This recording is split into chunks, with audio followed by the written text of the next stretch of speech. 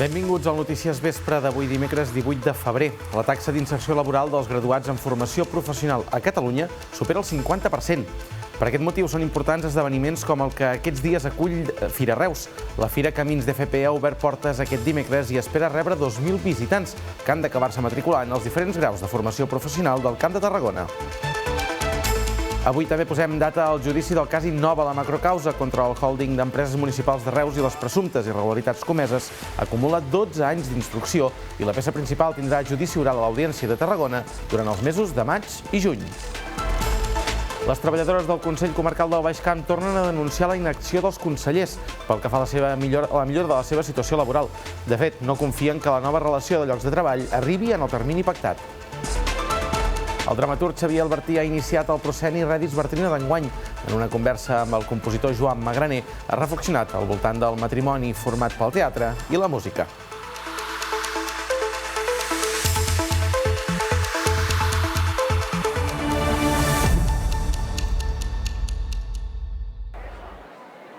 Fira Reus acull aquest 18 i 19 de febrer la Fira Camins d'FP, un esdeveniment que vol donar resposta a les demandes dels joves estudiants que busquen un camí laboral per recórrer, però també aquelles persones adultes que vulguin ampliar la seva formació. Enguany s'ha ampliat l'espai expositiu amb més d'una cinquantena d'estants, com també hi ha una zona d'orientació individual, una zona de xerrades grupals, una zona per a projeccions i també un espai de tallers pràctics, entre altres. Durant aquests 2 dies no només hi haurà aquests estants informatius, sinó que també hi haurà ponències tècniques, hi haurà tertúlies amb exalumnes i exposicions obertes d'aquests cicles formatius.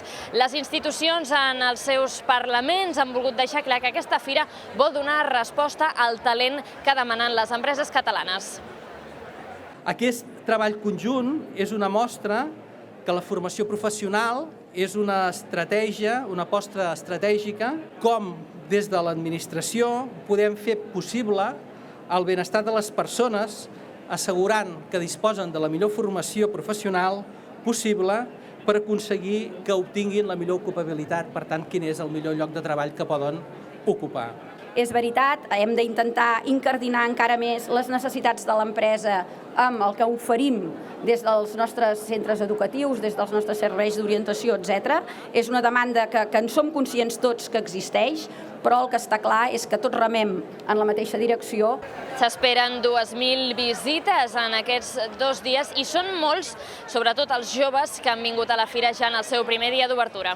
Hem vingut a una excursió de l'institut per veure què podem ser al futur, o sigui, quin treball volem fer i tot això.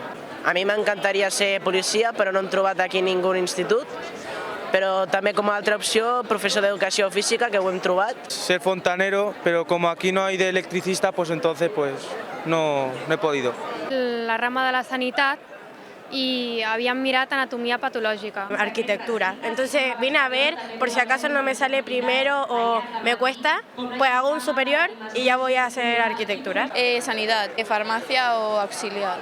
La fira obrirà doncs, aquests 2 dies de 2:15 del matí fins a les 7 de la tarda i l'entrada és lliure.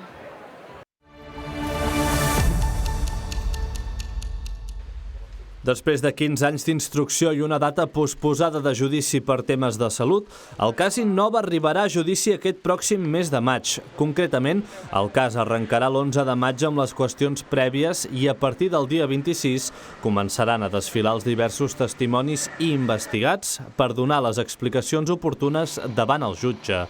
Tot plegat, després de 17 jornades de sessions, s'acabarà el 30 de juny. Caldrà esperar aleshores diversos mesos per tenir una sentència i poder esclarir què passa amb un cas que a principis de la dècada passada va sacsejar la política municipal. El cas Innova investiga les presumptes irregularitats comeses al si del hòlding d'empreses municipals de Reus, un conglomerat del qual formaven part les empreses dels aparcaments públics, els autobusos, Aigües de Reus o la funerària, entre altres. Aquest primer judici aborda la peça principal, la que investiga la construcció del nou Hospital Sant Joan de Reus i on es troben encausats l'arquitecte Jorge Batesteza i també el qui va ser director del CatSalut, Carles Manté. Els dos haurien cobrat de forma presumptament irregular factures per valor de més de 400.000 euros i 720.000 euros respectivament. A la causa també hi ha l'exdirector general d'Innova, Josep Prat, així com l'exalcalde de Reus, Lluís Miquel Pérez, entre altres investigats relacionats amb el holding. El cas Innova compta amb una quinzena de peces obertes, algunes de les quals ja han quedat arxivades. La Facultat de Medicina i Ciències de la Salut de la Universitat Rovira i Virgili inaugura nous espais completament reformats. Es tracta d'una intervenció subvencionada pel Ministeri de Sanitat del Govern d'Espanya per millorar la qualitat docent del grau de Medicina. Amb una dotació econòmica d'1,5 milions d'euros s'han pogut crear 2 nous laboratoris, una sala polivalent i, a més, també s'ha ampliat i s'ha adequat la sala d'informàtica. Amb tot, es tracta d'unes reformes que arriben després que el grau hagi experimentat un increment d'un 10% de l'alumnat. Era realment molt necessari. Pensem que la facultat se va inaugurar als anys 80, per tant, han sigut molts cursos, moltes promocions de metges i metgesses que han sortit d'aquestes aules. El projecte de la nova facultat respon a aquesta necessitat de tindre unes instal·lacions noves, àmplies, més adequades a les necessitats actuals, però mentre això no arriba, que esperem molt aviat poder tindre bones notícies, doncs hem de donar la màxima qualitat als nostres estudiants. La millora de l'equipament i de les instal·lacions és sempre molt benvinguda, perquè per la capacitat que té la comunitat universitària, que estigui en millors condicions sempre és un plus. És un plus per territori, és un plus per tot. Tot i que des de la facultat celebren el creixement del grau, alerten que els hospitals ja compten amb un gruix considerable d'estudiants i que s'ha d'anar en compte per no col·lapsar el sistema sanitari. No és només un curs, sinó que després això es multiplica per 6. I aquests 6 cursos després, aquesta multiplicació ha d'anar a parar als hospitals. I els hospitals ja estan molt tensionats en quant a número d'alumnes i no es poden sobrecarregar el número d'alumnes en determinats serveis hospitalaris. Pel que fa al trasllat de la Facultat de Medicina al campus Vallicens, la URB està treballant per agilitzar els tràmits i actualment està treballant en aquest projecte executiu perquè el trasllat pugui ser una realitat ben aviat. L'agrupació de confraries de Setmana Santa de Reus i l'Ajuntament coincideixen en el fet que la Setmana Santa d'aquest 2026 no ha de ser excepcional. Tot i les discrepàncies entre l'Arquebisbat i la Sang de Reus, s'espera que els actes, principalment els de Divendres Sant, puguin viure's amb total normalitat i com mana la tradició. Tal com els va avançar Canal Reus, la funció de l'agonia tindrà lloc a la Prioral de Sant Pere i tot apunta al fet que les professons d'anada i tornada, la que culmina amb les Tres Gràcies, també es faran, tot i la picabaralla entre les dues entitats. Des de l'agrupació, de fet, estenen la mà a l'Arquebisbat per col·laborar amb el que convingui, també amb l'organització de la processó del Sant Enterrament, la de Divendres Sant al vespre.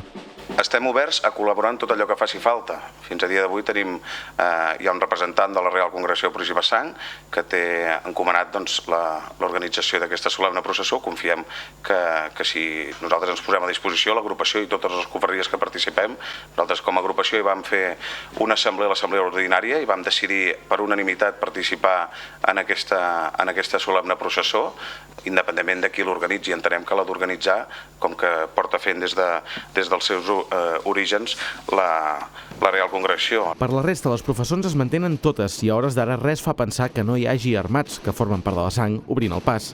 Reus viurà, per tant, dimarts sant la professó de l'Amargura amb el pas del petó d'ajuda restaurat, dimecres sant la penitencial i la del prendiment i dijous sant la del silenci, que enguany celebra 80 anys. També s'incorpora una nova professó, dilluns sant, organitzada per la confraria de la Verònica de Reus.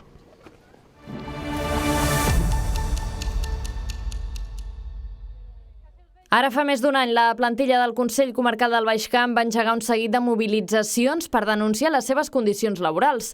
Entre altres, exigien l'aprovació d'una nova relació de llocs de treball, una RLT, que havia de resoldre la inestabilitat laboral de l'ENS. De fet, després de diverses protestes, el plenari del Consell va donar llum verda a la redacció d'una nova RLT. Des de llavors s'han produït canvis en la gerència i en la presidència de l'ENS, dues figures que, segons afirmen les treballadores, no han sabut informar-les de la darrera hora sobre aquesta qüestió. És per això i per la desconfiança que diuen sentir al voltant de la materialització d'aquest nou document que han volgut adreçar-se a la ciutadania per tal que sigui coneixedora de la seva situació. Un aspecte molt important era el tema de la RLT, que al febrer vam arribar a un acord que s'iniciaria de nou, una RLT que en el seu dia ja es va fer, es va aprovar, es va impugnar i es va marcar un calendari. De moment no hem arribat al límit, però sí que veiem que s'ha paralitzat tot. Teníem pendent una reunió ara al gener, a finals de gener, amb l'empresa contractada per fer la RLT, i aquesta reunió no s'ha dut a terme. La RLT ha de resoldre problemes d'equiparació salarial, ha de definir les tasques concretes de cada lloc de treball i, en definitiva, ha de posar ordre al Consell. Les treballadores expliquen que actualment hi ha places i baixes no cobertes que es converteixen en un desgast persistent per acumulació de tasques. Denuncien la falta de transparència, de comunicació i de voluntat per part dels consellers. Sempre ens diuen, parleu amb ells, parleu amb els dirigents, nosaltres hem parlat per activa i per passiva i no ens han fet cas. No sé si és perquè desconeixen, manca d'interès o perquè miren cap a un altre costat. Sobre les pròximes accions, remarquen que seran de caràcter reivindicatiu, però la vaga no està sobre la taula. Creuen que seria injust de cara als pobles i ciutadans a qui presten un servei públic cada dia. Esperen, això sí, una reacció per part de la presidència del Consell. Canal Reus s'ha posat en contacte amb l'ENS, que no ha volgut fer declaracions al respecte.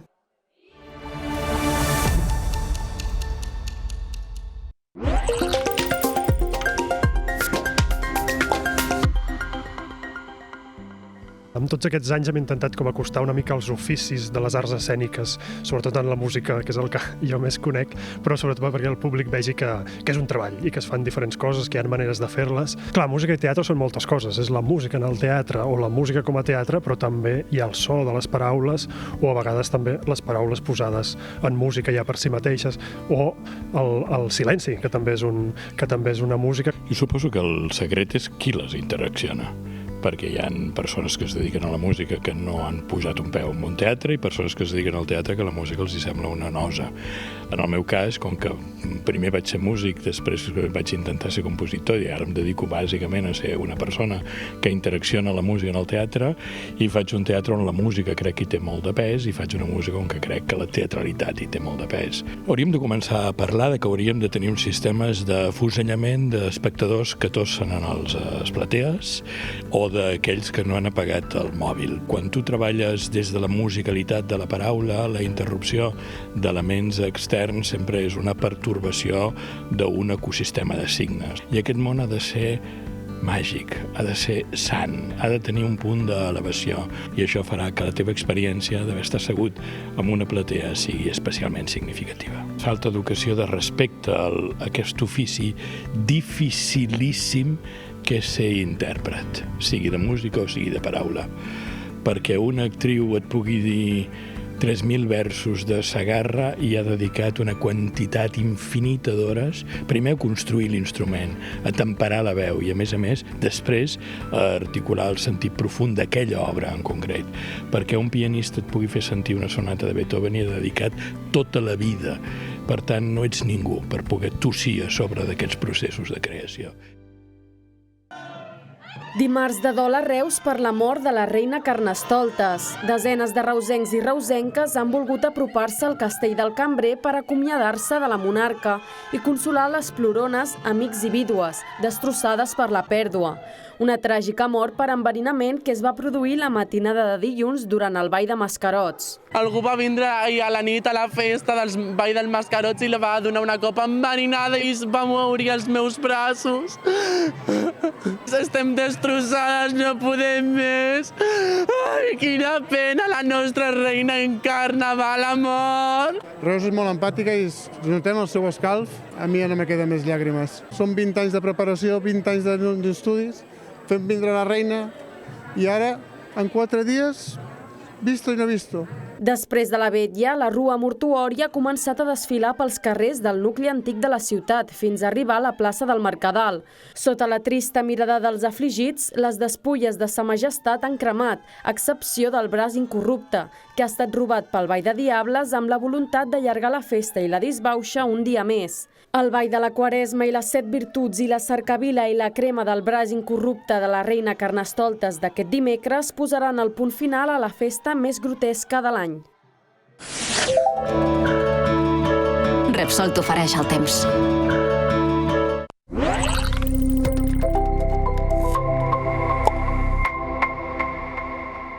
Aquest dijous el protagonista serà el vent. S'espera una jornada de cel variable amb intervals de nuvolositat i alguna probabilitat de ruixat durant la primera meitat del dia. Però el que marcarà la jornada serà el mestral, que bufarà amb força considerable. Ratxes que podrien superar els 100 km per hora. Les temperatures seran fresques, amb màximes que no passaran dels 17 graus i mínimes de 9. Divendres el vent anirà cedint progressivament. El cel s'anirà aclarint i les màximes recuperaran uns graus fins als 19.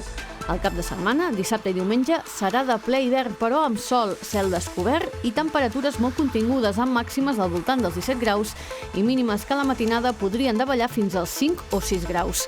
La setmana que ve arrenca igual, dilluns i dimarts, cel serè i fred nocturn persistent, sense canvis significatius en les temperatures. Una setmana en definitiva seca i assolellada i amb temperatures més elevades al migdia. Avui acabem l'espai de la previsió meteorològica amb dues fotografies, una de la Fiona Pàmies des de Reus i una segona de Josep Antoni Arto, també des de Reus. Recordin que poden enviar les seves fotografies relacionades amb el temps al telèfon que apareix en pantalla.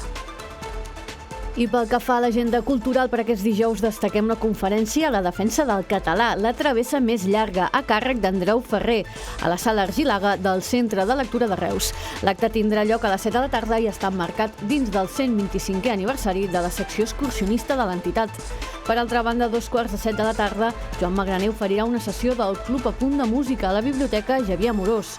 En aquesta ocasió, sota el títol La música clàssica d'avui, una aproximació. I acabem amb el musical sobre Gaudí, una obra d'Albert Guinovar, amb llibret de Jordi Galzeran i Esteve Miralles. L'acte està organitzat per l'Associació de Concerts de Reus en el marc de l'any Gaudí i tindrà lloc a 2:15 del vespre a l'Auditori de Fira Reus.